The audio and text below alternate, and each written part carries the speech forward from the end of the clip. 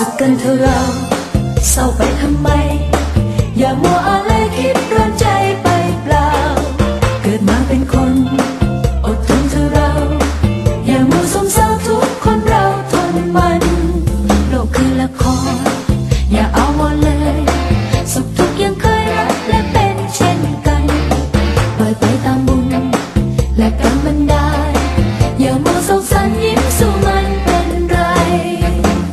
เชิญสำราญร่วงเบิกบานดวงใจลืมทุกข์ไปทำให้ใจเริงรื่นสุขกันเถิดดีอย่ามัว